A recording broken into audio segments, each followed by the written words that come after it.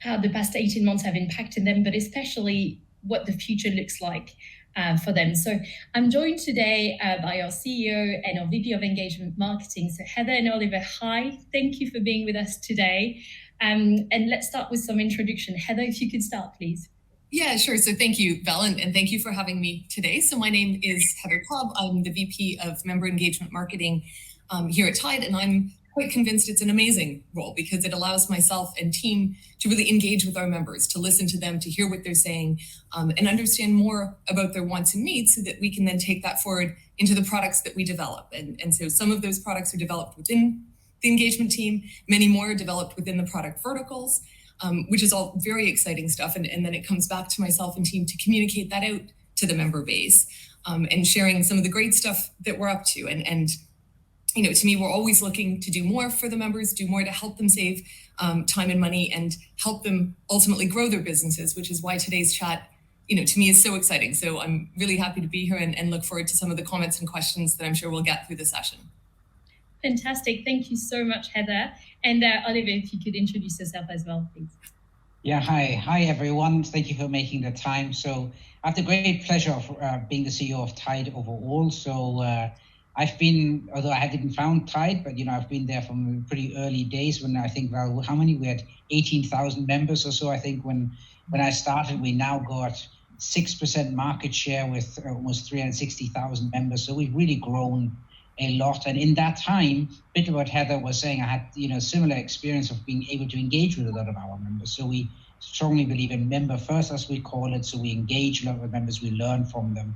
And I'm really thrilled by seeing entrepreneurship thrive. Of course, the last 18 months have been pretty tough. We did our best. I know we're going to go into that. But that notwithstanding, it's just a fantastic job to have and see so many entrepreneurs making the most of the opportunities presented to themselves. Absolutely. Well, that's so fantastic to have you both today. Thank you for being here. So as you both mentioned, right, today we will talk about what the past 18 months have meant for UK SMEs, how they are reacting to the end of restrictions, what trends we are seeing amongst our established and our new members, and what entrepreneurs can really look forward to post-pandemic. So throughout this live, we'll be talking about a few data from a few surveys and studies. So the first one I'd like to mention is a recent stats working paper by the Bank of England that looked at a data set containing monthly information on the current accounts of 2 million UK SMEs to really have a broad view. And it shows that the average UK SME saw a 30% drop in turnover growth after the pandemic started in 2020 last year. It also showed that the crisis played out differently depending on the type of SME, with younger SMEs in consumer-facing sector obviously being hit the hardest. So what's interesting though is that it also shows cash flow did not decline on average, and that many SMEs managed to raise funds through government scheme to help to offset the impact of the crisis. Also that a lot of them really pivoted, bounced back. So what we've really seen, and I know we've seen that amongst the members and me talking with them, also interviewing them, we've really seen how tirelessly they've worked to survive and pivot and evolve in the past 18 months, constantly adapting to the challenges and restriction COVID brought. So Oliver, we're dedicated to supporting SMEs and their owners, right? Business owners. So we've been at the forefront of this. What's your view on the past year and a half? Yeah, it's been, a very tough time. And also remember, we now look back as if it was one period, right? But it's always complete uncertainty at every turn. So we never knew how long this would last. And, we all hope we're out of the woods now. In a way, we're very ambitious of talking about the seminar as a post-pandemic one, but we do not know exactly when it will be completely over, right? And whether we've seen all of it. So it's been a period of extreme uncertainty. The other one, Val, I think that you said is we've seen very different segments. So clearly, if you were in, high street retail, hospitality sector, this has been a terrible time for you. Cash-heavy, physical enterprises with a lot of restrictions, right? We've then seen a lot of businesses that actually have, continued, and they've done well. Maybe they tweaked their business models a bit, like if you're an IT consultant, right, or an architect and so on. These businesses continue. It may mean you would have become a bit more digital. Maybe your advertising changed. If you were sort of in some of the lighter forms of retail, you would move into e-commerce. So people that adjusted. And then, of course, there was another bit. We've seen actually, and this is an untold story, right? Record numbers of people going into business. I know we're going to come to that. So, the pandemic, one is psychologically sort of, opened up, and I know we're going to come to that. But the other thing is, it's just also any discontinuity is where, people take advantage of and, make business models out of it. So NHS supplies, general remote and digital business models. We've seen really people taking up that baton. And so it's been a very mixed one in terms of, parts of the sectors really, really suffering. Some of them needing to adjust and feeling the pain in that adjustment. And then, a fair few actually having, a really strong run at it. So it's been very, very mixed picture. Yeah, absolutely. And actually, I'll be really interested because I can see a lot of you joining us live right now. Hello, everyone, and thank you for joining us again. And if you are a business owner, please do share your experience with us. Let us know. Have you, exactly as Oliver said, right, depending on the industry, we're impacted differently. Have you pivoted? Have you switched to selling your products online? Would love to know. So please do tell us. So yes, exactly. It's a mix. Overview of the businesses because the industry was so different and impacted differently. And something to definitely celebrate is the resilience of those small businesses and how they've been constantly adapting, really. We've seen that with our members as well. So, we wanted to shout out to them as well today. What's surprising as well is that the record number of new companies was started last year. So 2020 was named Year of the Startup with a record number. I'm going to read this number to get it right. It was 780,000 UK businesses created, which is incredible. Heather, what trends have we seen with our members, and why do you think so many people, decided to open a business in the context of a global pandemic? Yeah, I mean, look, thanks for the question, Val. And I think, as you say, that is truly an amazing number and in my view, a really wonderful data point that I think does speak to that creativity, the adaptability, the resilience of entrepreneurs in the UK. And I think ultimately the question you're asking is a fantastic one to which there isn't a single response, right? And I'm sure that's a theme we keep coming back to, the diversity of SMEs in the UK, diversity of SMEs here at Tide. So I think part of that answer is that it reflects growth. Entrepreneurs see an opportunity and they go for it. And I think, a clear trend, which we see in surveys, which we see in our own data, is that growth in online retail, which we've already touched on, right? So I don't think that's surprising, but in the May to December 2020 period, that was actually the second highest type of business that joined us here at Tide. And again, against that backdrop that Oliver was discussing, mass closures on the high street through a number of different periods, not surprising. Equally, there are some constants, and the construction sector would be a call out there, where a lot of building work did continue on through the pandemic, and that actually remained our number one sector. So I think, quite interesting there in terms of some of these really big picture opportunities. I think invariably what gets interesting are some of the other examples that we see in the data, and in terms of percentage of growth in categories like takeaway food, like taxi drivers, like mobile barbers, which, is quite an interesting category. And again, you can see that being very easy to link to, okay, I see new opportunities, in part because of the pandemic, and I'm going to jump in. And I think that's surely reflective of some of that growth as well. And, a slightly different tact, and I know we'll talk about some of the surveys that we've done, again, from the Tide perspective, looking to speak to members. But we have surveyed, and I think, Val, with your and team's help, about, what have been those motivations. And I think what's interesting there, it's, 45% came through saying they wanted to, work for themselves. 33% actually said that was a lifelong ambition. And so to me, that puts a different spin on things. And it isn't necessarily, hey, I see a short-term opportunity, I'm going to jump in and have a go. But actually, this is something I've been thinking about for a long time. This is something I really want to do. Mm-hmm. And, now's the time I'm going to be brave and do that. And again, I think those themes of, resilience, ambition, and going after those opportunities, is really important, really impressive, and continues to certainly inspire me every day. So. Absolutely, and I will encourage everyone to go and have a look on our, blog and into the member spotlight section, because we've spoken to so many of our members that have pivoted, that have evolved within this year. Some of them that we have interviewed started their businesses during this year, and I think those are incredibly inspiring story, and really shows how the business owner mindset can happen anytime, and definitely something to shout about. Something in the member survey that you've mentioned, Heather, is that we've seen 3/4 of new businesses that said their new businesses are to be full-time, right? Not side hustles. So I'd love to have both of your views on this. Oliver, if you want to start with this one, is that something you think we will continue seeing? Well, first of all, we found it surprising, right? Because the word on the street, if you read articles, there's people doing it on the side, etc. So it's a really surprising finding. I think, there may be many trends, and I'm speculating a little bit here because if we're really honest, we probably need to double click on it a little bit further. But I think there are, in the whole world, of new ways of working, right? Working from home, working differently.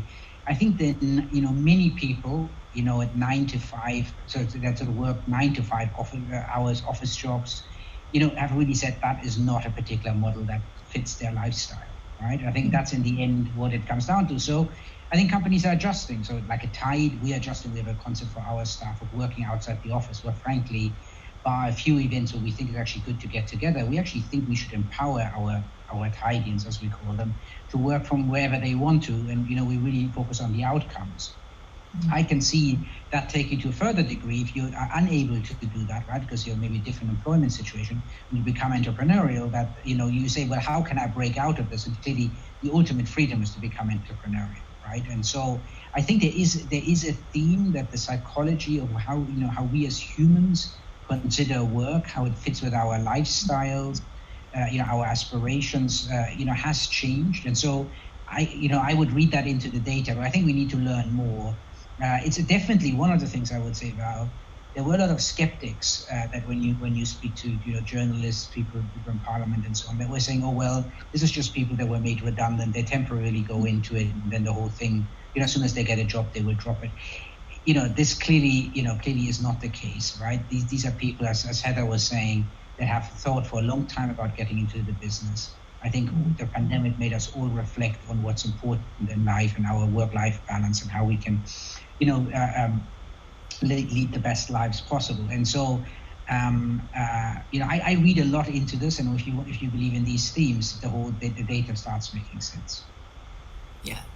No, and I think, from my side, to build on that and, agree completely. And actually, one of the most interesting data points I took from that survey data was the 25% who are part of that 75% who's saying, yes, it's the long-term ambition for that to be their full-time occupation, but actually they're starting as a side hustle. And I think all of that ties very directly to what you're saying. So it isn't people being made redundant, so they're perhaps still doing that full-time job, but they are, really exploring perhaps a passion, perhaps a hobby, but with the ambition that does become their full-time employment. And I think that's, again, really inspiring. We know small businesses are truly the backbone of the economy here in the UK and in so many markets around the world, right? Accounting 99% of businesses, 33% of employment. And I think that ambition, that aspiration of, yes, I want to do this as my full-time role is truly inspiring. And, again, coming back to some of my day job, which is engaging with these members, I think, that is something from the Tide perspective, we're really looking to help and support that ambition, help our members, set up and grow their business. And we start that work right from the time of application. So, to my knowledge, we're the only fintech company that offer free company registration. So we'll pay that £12 incorporation fee with Companies House, and we help our members get set up, really quickly with those business bank accounts that they need. And from there, we really try to handhold businesses as much as possible through, content, support, and insights that we can offer from Tide, but also how we engage our own member base into doing that. So things like our blogs, and our master classes where, we're bringing really interesting content, on a whole range of topics, how to find a mentor in your industry and learn from those that perhaps have done that transition of side hustle to full-time previously, or how to go freelance, or more tactical topics, but super important things around how to handle late payments. And I should point out for anybody, listening, that content's there on our website. You don't have to be a member of Tide to access this. So if you are thinking, that you yourself might like to start down that path, really encourage you to go, and have a look and actually learn from our Tide members, because that's the other important point. Yes, we're pulling some of this together, but it's really members sharing their own experiences. And so some of that content's a wonderful opportunity to hear from other entrepreneurs. And I think, it is, themes we've already touched on, just really inspiring to hear how people have taken some of those passions or hobbies and turned them into full-time employment for themselves and then for their growing teams, which is amazing. Yeah, absolutely. And thank you, Heather, for touching on this, because we are going to talk more about as well how Tide is helping entrepreneurs. And we'll get to that in terms of product and also in terms of content. But right now, I also wanted to go back to another data point, which is about, what the pandemic cost to small businesses. So according to a Simply Business report, COVID-19 will cost an estimate of 126.6 billion, which is the double of what Honor predicted it would cost them when they were asked a year ago. So, but now we have, different factors helping the recovery, right? We have the vaccine rollout, we have the end of restriction, which happened on Monday. So from the same study, 65% of business owners said the vaccine rollout has made them more confident about the recovery of the business. And we ourselves at Tide, right, have seen our members' activity post-lockdown, because there's been several lockdowns throughout the past year, right? As you said at the beginning, Oliver, this was not just the 18 months of pandemic. It had a really roller coaster effect. So we've seen amongst our member post lockdowns, a surge of expense, especially in the hospitality industry. And although it's clear from polls we've recently shared on social media that our members, are cautiously optimistic about what's coming next. So just because I thought this was very interesting, we asked some members on Monday, Freedom Day, what they were feeling about, the end of restriction. And on Instagram, when asking them, 63% said they were cautious, 36% said they were excited, and 74% said they will maintain some kind of social distancing or face covering when no longer legally required. So I think cautiously optimistic is the right expression. Heather, can I ask you what trends we have seen with our members during the pandemic, but also today, it's day 5 after Freedom Day. So what are the trends that we are seeing? Yeah, and I think, absolutely, it was interesting, for me to go to the data and have a look to try and better understand this. And I think, as we've all said now, it isn't this clear-cut pandemic and finished and move on, right? But it to me, it's rather how have patterns evolved through that time. And I think during, the really tough months earlier this year, for instance, in lockdown, what did we see happening? Again, as I've alluded to briefly, construction did remain a really top category for us, both in terms of new members joining, as well as spend in those types of categories. And so, for instance, Screwfix was one of the top merchants, spend peaking through that lockdown period, actually, February, March, and then, staying there or thereabouts. But clearly that was almost sustained growth. I think, again, very unsurprising. We've touched about that huge growth in online retail. That's absolutely something we see reflected in our data. Amazon, is one of the top retailers there. So, that isn't surprising. And equally, as Oliver has touched on, quite clearly other sectors, the arts, recreation, hospitality, had some really, really difficult months and continue to face some difficulties. So there, really saw a reduction in activity in spend levels. Now as we start to come out of restrictions and look to go forward, unsurprisingly, what we're seeing then is that long-awaited recovery in the hospitality sector. And, with the category of restaurants, pubs, bars actually overtaking online retail spend in the past 30 days. And again, I think intuitively that makes sense, right? So to my mind, that's small business owners that can now bring their teams back together.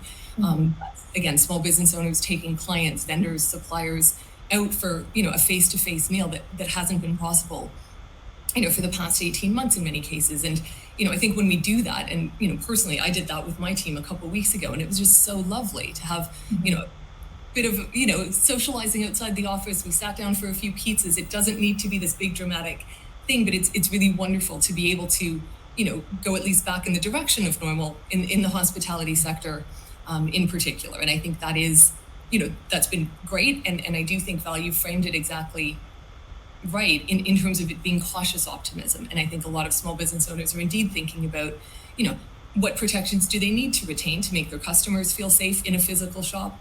What protections do they need to make their employees feel safe, again, in that physical shop? And, a bit of a side comment, because I love a side comment. I came in, to our London office this morning, the front page of the Metro, so the free newspaper on the tube, one half literally is, a woman going to Latitude Festival and therefore taking advantage of live music and clearly very excited about that. And literally the other side of that front page is, issues in supermarkets with keeping the shelves full because, infection rates are rising. People are having to self-isolate and the impact that has had on delivery chains. So I think, we're not out of this yet. So there isn't a clear cut before and after, but it's rather as things evolve, what does that mean for our members and for SMEs in the UK? So, a fascinating time that we're all continuing to live through, I think. Yeah, absolutely. I think constant learning is the absolutely key message here. And I'm just wanting to remind everyone that is watching us live, please do comment on this. What are your thoughts? If you're business owners, how have you been adapting for the past 5 days? We'd love to know. So please do use the comment. And also in a few minutes, we'll get to the Q&A part of this chat. So please do ask all your questions. But yeah, absolutely very interesting to see. And we are learning every day. I think that's the main thing. In terms of different, update throughout the year and help, the government did a lot to support small businesses during the lockdown. And Oliver, I wanted to ask you what they could do to continue this support. Yeah, so first of all, I think the government has done an outstanding job of making all sorts of support available. It never fits everyone, right? So I think one has to have a bit of empathy that they couldn't help everyone. I mean, the scale is just unprecedented. However, looking at the scale, and this is all debt, right? It's all of us have to repay this, and our children have to repay this in the future. And so, one has to realize, getting out of the pandemic, right? This sort of level of support cannot continue. And I think we just need to be realistic. So I think as we come out of the pandemic, I think there's sort of a couple of sort of lessons that I draw. So one is, while there will be some degree of government support, that government support should not be relied on, when things go well. I think the government will support things like, the whole net zero, and there will be certain bits there. There's the recovery loan scheme and so on. But generally, these programs are much less generous, and they cannot really be much more. So generally, in the as the economy recovers, we need to get back to a market economy where effectively businesses are able to thrive on their own. Having said that, I think there are a couple of things that people need to take into account. So the first one is, we do not know what holds the future. I think people now use the terminology of living with COVID. I think that's it.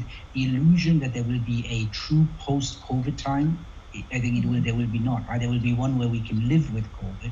There will not be one where COVID will be gone. The other thing is, I think this has been a wake-up call. So who knows? There may be further pandemics around. So the first point that we keep making to government is, think about institutionalizing some of these mechanisms, so when the next crisis comes, we don't lose 3 to 6 months before putting these things into program. But when sort of this sort of pandemic emergency and sort of emerges, there are well-tested programs of how to support those businesses. Always with the test is, if the government and society decides to slow something down, then society should support the business owner. But of course, the pushback of society shouldn't just support business owners. It's not fair if the business owner cannot do anything. So as soon as there are restrictions, the government should support, and it should have standard mechanisms. I think, what can businesses do? I think the other thing is, we live in uncertain times. Even, we don't know how the autumn and the winter will turn out. So it is probably worth running a little bit of a cash reserve cushion if you can, or at least say, how can I very quickly reduce cash spend in my business. Because what we've seen is it did take small businesses a while to adjust. Entrepreneurs are great at adjusting, so they did it quickly, by their standards, but it took a while, right? And so there are probably a thing of like, what's your own contingency plan for this? Should I keep a little bit of a cash reserve? Should I think about, not entering long-term contracts, that sort of thing? I think that's another important one to sort of. And then the third, I would say, is, do drive home the good times when they're there, right? So take the opportunities that currently emerge, because that's the best way of building up these cash cushions and so on. That if you when the economy is open, things are running well, that you make the most out of it. So I think these are some of the lessons learned. But coming straight back to the government point is, I think the government would be well advised to institutionalize some of these for the next emergency, but it cannot be relied upon. It's just financially impossible, right, to support large parts of the UK economy as we're coming out of this. No, absolutely. And I think you make a fantastic point with all those different tips. And also, I would encourage everyone to that are watching us to check out those videos and blog posts from our members when I interviewed them about the past year, because they share as well their advice and how they've done, to make sure their businesses were kept afloat and thriving for some of them, right? I think as well, a very, very good point that you make is about cash flow, which really brings me to my next question, which is about, what Tide is doing right now, how we have learned from the pandemic and what we've learned in terms of how we could help our members and what products we are developing to support them. So Heather, what have we recently launched and what's coming next in terms of the product? Yeah, so look, I love this question because we do indeed have such an exciting product roadmap, and some of what's there has recently been launched, and there's plenty of great stuff to come. So that is really exciting. And to pick up very specifically on this point, a really exciting feature that's launched recently is exactly that. It's cash flow insights, precisely because we know managing that cash flow is incredibly important to businesses of any size, but particularly to smaller businesses, and equally that can be really difficult to do. So we've developed a solution that in essence combines internal and external data sources to be able to provide our members with recommendations to keep their finances in shape and give them more control over their business. So I think, what an incredibly timely feature to be bringing to our members. I think that's fantastic. Similarly, and in that space, and we've touched on this, that a lot of the members joining Tide are fairly young businesses. So they've been in business, for up to a year, but not necessarily, with years and years of business accounts. And so therefore, being able to tap into credit can be difficult. They might not have that business credit history. So we've created something called Credit Builder that, again, directly addresses that pain point, helps members build up their credit scores, and so therefore help them become eligible to more, sources of funding, and that can be super important. So I think those are some great things that, are launched and coming. I think, another one, and again, it's tying into this management of cash flow, is around Invoice Assistant. And, at the heart of that product, it's looking to help members get paid. So we can do some automatic invoice chasing, for example. And I think, really powerful stuff that we know our members want, and a feature that's going to follow on in that space is one around the ability to cancel invoices, and that very directly came from member feedback, and so therefore we're listening and we're trying to prioritize accordingly. So I think, very, very exciting stuff there. If we're okay for time, I'd highlight, just a couple more, because again, we do have so many things up our sleeve. I'm seeing nodding of heads, so I'll go with two more. We've enhanced our expenses cards, and again, I think this links to a theme we were touching on around, people starting perhaps as a side gig, building up to full time, and then looking to hire others. So fantastic. Then we've got expense cards that can be used by team members, where you can set different spend limits for those team members, and where those team members themselves can go in, view the account, but then attach the receipts, attach some notes, again, all with the view of making that management easier for the ultimate business owner. And I think, finally, one that I'll leave with is the introduction of international payments. And so again, we know from member feedback, that's really important, really exciting to bring that ability to send and receive euros from within the GBP account, dollars to follow a bit later on. And again, listening to the feedback, we've made that quite automatic with preferential rates. And that was a system that 80% of our members told us they preferred around that particular feature. So I think I would love to stay all afternoon and talk about this topic, because we really do have so many good things on the go at Tide, within my area, within the accession marketing area, and within the product vertical. So please do watch this space. I think it's a very exciting one, and equally we are always open to new ideas. So if people do have comments in the chat, something that they'd love to see, please do let us know. We're always looking for that feedback, and we really are taking that on board as we prioritize our product roadmaps. Fantastic. Thank you so much, Heather. This is truly exciting and a lot to be looking forward to. Oliver was also wanting to have your opinion, and maybe if you could give us a bit of an overview of what's coming up for Tide as well. Yeah, so exactly. So we have a very, very rich product roadmap. So I think Heather gave a great overview of things that are, just launched. Down the line, what is coming up? Payment acceptance. So this will be, through Tide, you can then actually accept credit cards and payments. Initially, we launched that with invoices. So you can get, actually, when you send out your invoice, that you can attach a link so your suppliers can pay you very quickly and get that settled into your Tide account. So that's a really exciting one that's coming up. We announced that we got a lot of feedback from members that they want us to help with their accounting.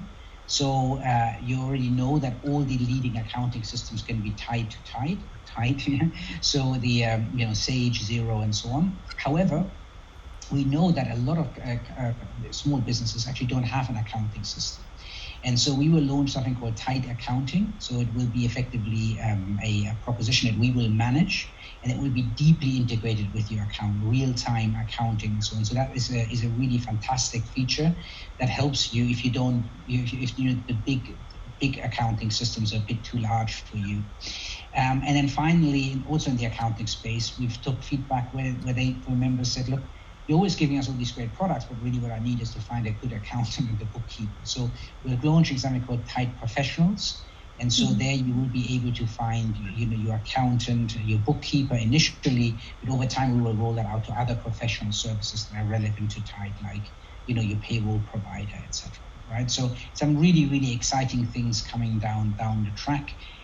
Always with a mind, right? When people are listening, I mean, what we ultimately want to do in Tide is to basically support a business with all their finance and admin needs, so they can get on with what they love, right? And I think, bar the accountants that I've spoken to, no one has ever gone into business to do finance and admin, right? It is a necessary evil, and hopefully, Tide can do its utmost to alleviate the pain that this necessary evil sort of causes all of us. Absolutely, and those are one wonderful product to be looking forward to, and that are truly going to support, exactly as you said, right? Our members stop doing admin or spending so much time on admin, which they did not start their business to do, and focus on growing their businesses. So it's truly wonderful. I was wondering as well, I think we have a couple of minutes if you wanted to talk about maybe net zero and mention as well Tide Charity, Oliver. Yeah, so, as Tide, we're not only there to be a business, clearly we're a business in our own right, but, we do believe actually in the long run, businesses can only be successful if you do the right thing, right? So, you're on sound base. So we do a couple of things. So first of all, we really passionately believe in diversity. And so not only within Tide, but we have programs running on female entrepreneurship, BAMI entrepreneurship, and so on. So we support that. That's a big theme of ours. We've launched the Tide Charity that was initially targeted to support with those hardest hit by COVID, and we'll further develop that theme for hard hit entrepreneurs. And then, as you say, look, we're working very closely with Parliament, some parliamentary initiatives on supporting SMEs achieving net zero, right? So if you look, Heather gave some impressive statistics about how important SMEs are to the economy, but if you take the sort of inverse of that, right, it also means achieving net zero without, without SMEs contributing. That's hard. We realize on the SME, maybe if I can just double click on that, we believe the first step is actually to make much better measurement and information available. Because unlike large companies where you can put 3-4 people onto net zero and then come up with some net zero strategy, of course, by the whole nature of SMEs, people don't have time for this. They need to have very practical advice. A lot of the material that tends to be available tends to be quite academic and generic. And so we will work with all of this on the net zero to give people very practical tips of how to actually move towards net zero. And then a final point on this is, interestingly, a lot of survey data actually suggests that that SMEs are actually quite committed to net zero in their own rights, but even more importantly, over time, their customers will start selecting businesses on their environmental record. And so almost it moves from something that people like us and so on at Tide, where we just believe these are ethics that one should just get right, but it almost becomes a reason to, it will become almost a requirement to doing business. And so really we will help SMEs on their journey to net zero, and we would strongly encourage everyone to start thinking about that. Yeah. And just perhaps to pipe in with an example and a shout out to a conversation I know Val had with one of our members at the London refinery, talking exactly about this topic, right? And how can small business owners understand their own supply chains and the detail behind that, because they are seeing their own customer base wanting that and really looking to reflect that in the products and experiences that they're bringing to market. So I think, hugely important and absolutely something that our member base are thinking about. Absolutely. That sounds like something our members are really, interested in at the moment, and they'll be looking at implementing it for their businesses. So really looking forward to sharing more content to help them and tools to help them with that and to help them adapt, which we'll definitely be doing. We'll also be doing a lot of series on cash flow management and help towards that. So really looking forward to sharing that with our members, and watch out for some new content and products, which is really exciting. We're going to go into the Q&A part now. So we'd love for anyone watching us live to, if they have questions for Oliver or Heather, please do ask them. I want to address first, and I think Oliver, if you could take this one, please. We've got a few questions about hiring here in the UK and in India in the context of the pandemic. And obviously we are growing in India, so we're getting a lot of questions from our viewers today about this. If you could answer this one, please, Oliver. Yeah, on recruitment. So, Tide, we're growing very, very, very quickly. So we have 3 locations with London, we've got Sofia in Bulgaria, and Hyderabad in India. Just starting also Gurgaon in India. So, and we're really hiring on scale at all 3 locations, right? So for Tide, it's really about, we are committed to hiring great talent. India, just by virtue of the market being very large and such, absolutely amazing talent available at the moment, sees a lot of hiring, around that. But that doesn't mean that there are no positions in London and Sofia. So there are a lot of them. The easiest way to find out about them is to go to tide.co. There's actually a listing of all the positions. And of course, we would love to hear from anyone that's interested in Tide. And I think you can also on LinkedIn, given that we're on the LinkedIn platform, go into the Tide profile and see the positions.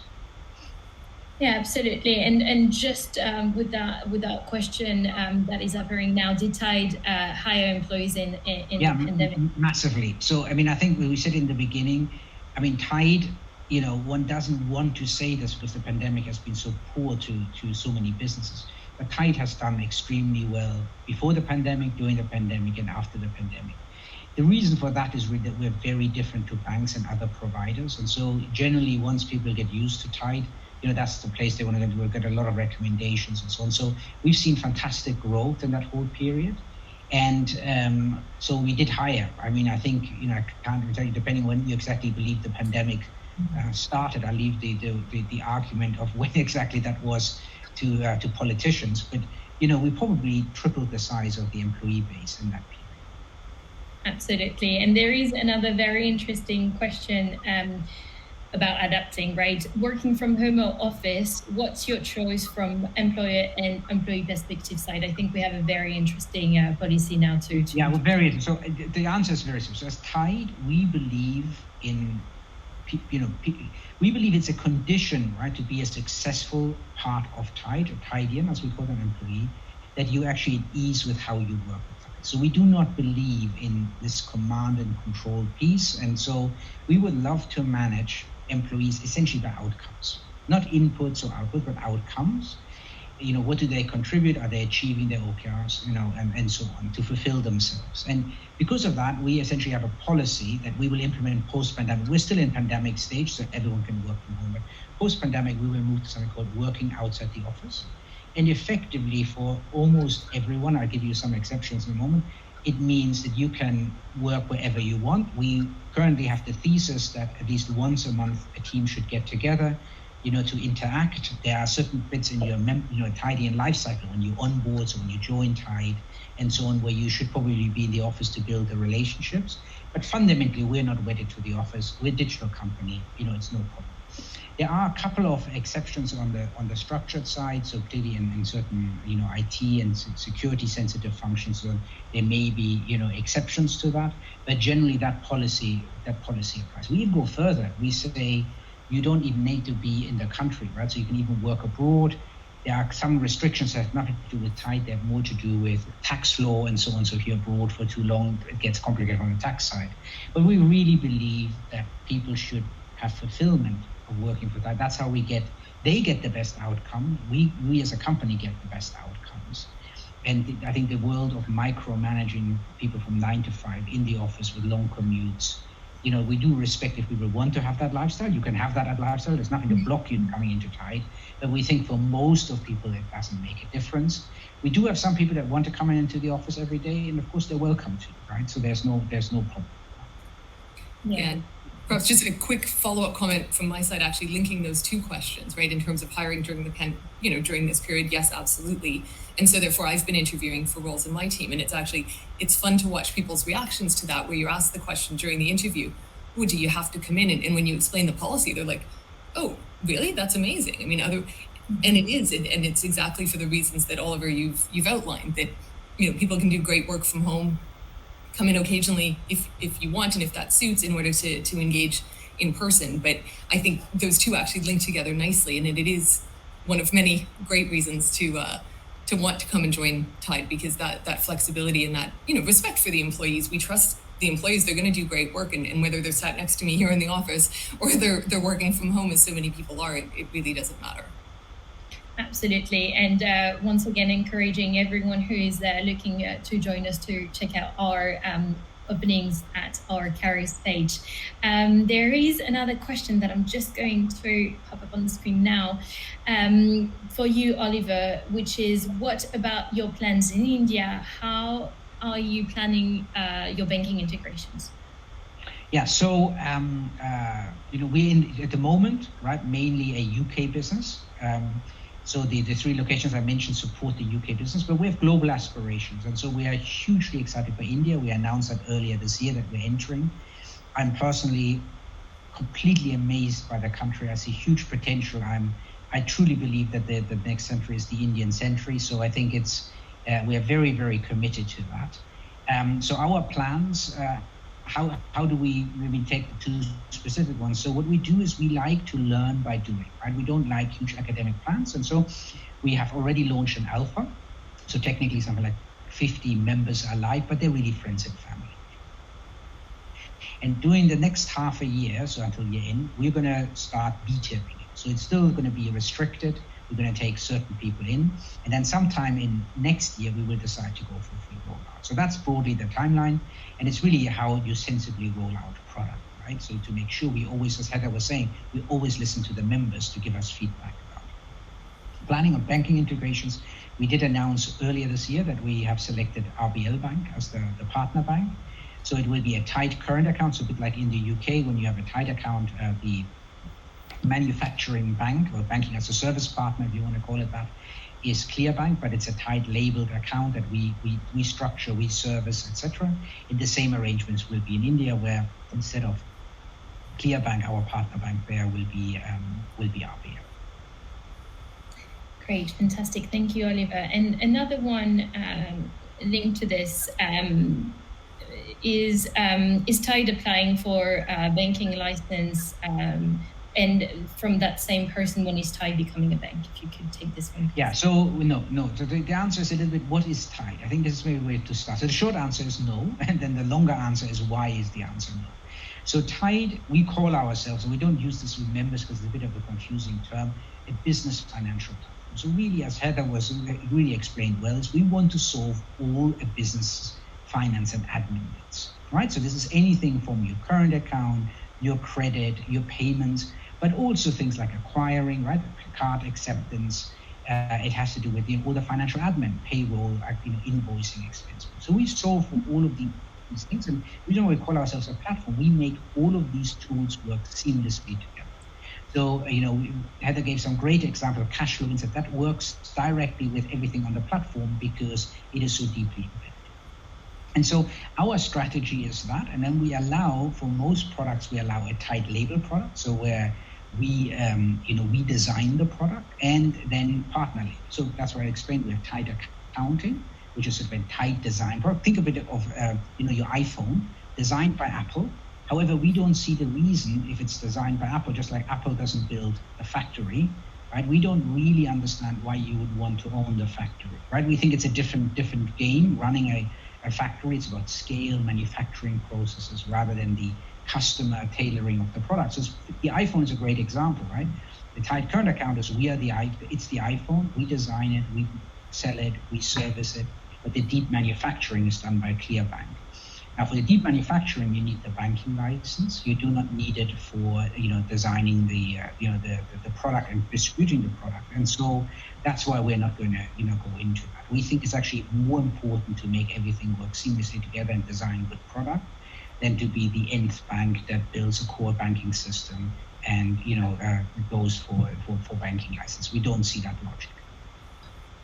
Yeah, no, absolutely. This is a great way of explaining it. If you do have more questions about this, please do feel free. But I think that was super helpful and clear.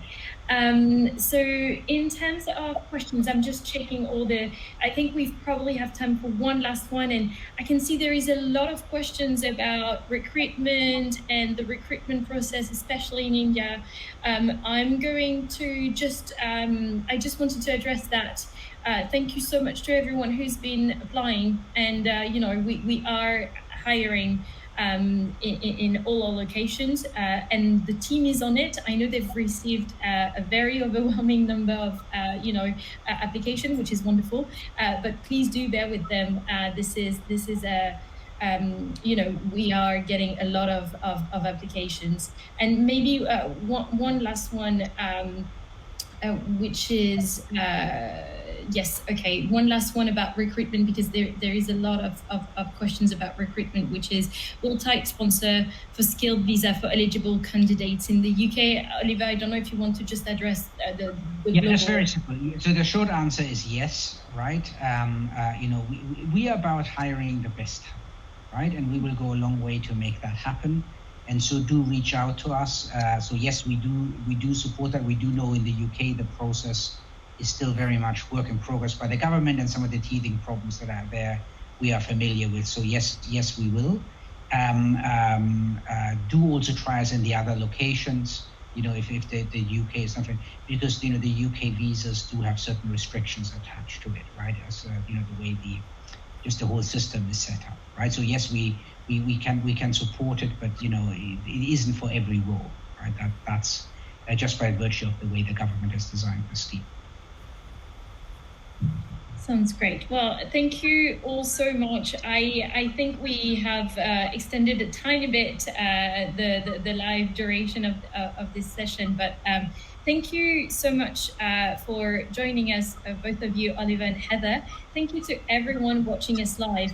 I think we've probably covered most of the questions we could in the time we had, but if you have others, please do reach out to our team. We'd love to take them on. Thank you again so much, and we will be continuing those lives, so please do watch out for announcements for further events. Fantastic. Thank you, Val. Thank you everyone for joining. Thank you again so much. Take care. Bye.